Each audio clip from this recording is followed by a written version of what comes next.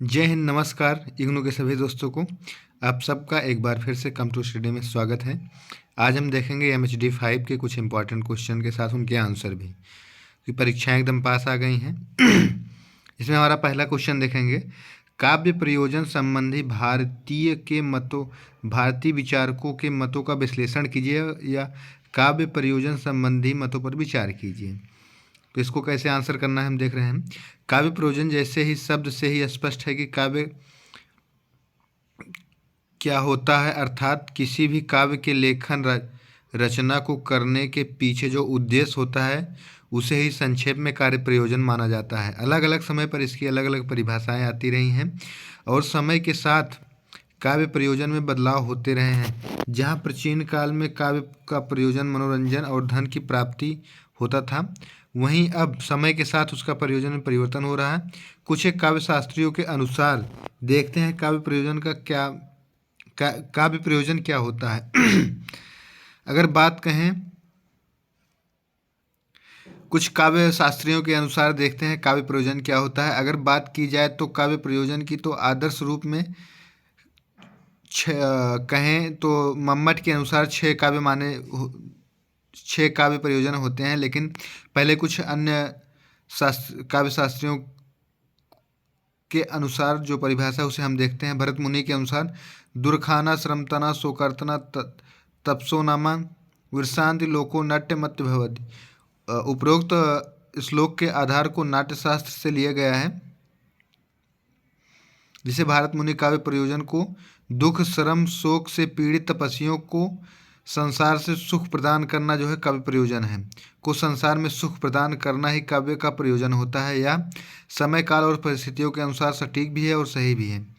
अगले मुख्य काव्य शास्त्री भामह ने अपने काव्य शास्त्र के अनुसार, आचार्य भामह ने जो काव्य के प्रयोजन बताते हैं वही आदर्श काव्य प्रयोजन माना जाता है। कुछ पुस्तकों में मम्मट को माना जाता है, देख लेंगे। ये संस्कृत का इनका श्लोक है, इसके आधार पे भामह के अनुसार इस प्रकार के काव्य प्रयोजन है।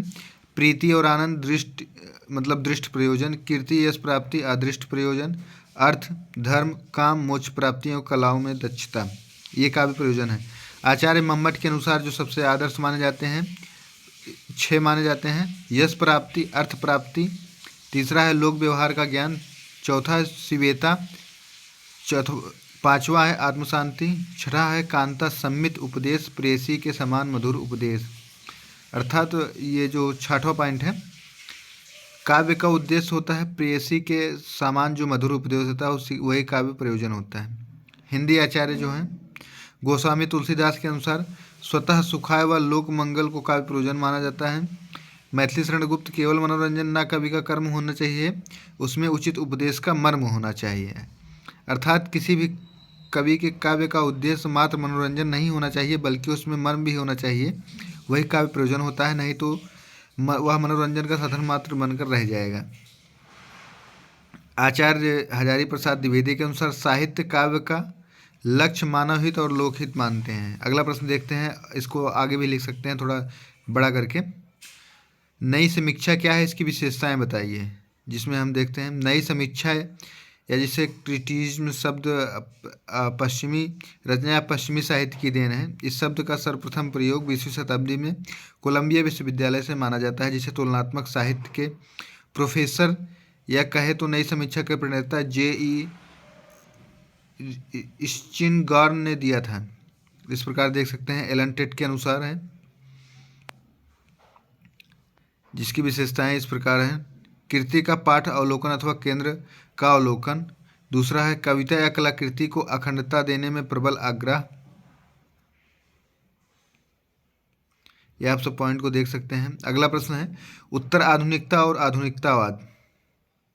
आधुनिकता शब्द का प्रयोग विशेष रूप से एक प्रवृत्ति तथा वर्तमान परिस्थितियों को लेकर इतना अधिक प्रयुक्त होने लगा है कि इस शब्द का स्वयं अस्तित्व ही जैसे कहीं गुम हो गया हो। इस प्रकार से देख सकते हैं, ये आंसर लिखना है आधुनिकता उत्तर आधुनिकता को परिभाषित करके। ये रहे हमारे 3 मोस्ट इंपॉर्टेंट क्वेश्चन MHD 5 के। अगले वीडियो में हम बताएंगे MHD 5 के कुछ और मोस्ट इंपॉर्टेंट क्वेश्चन। इस प्रकार के वीडियो को पाने के लिए चैनल को लाइक करें, शेयर करें, सब्सक्राइब करें और कमेंट करें, ताकि और ही आगे के पेपर के वीडियो आ सके। जय हिंद, नमस्कार, धन्यवाद।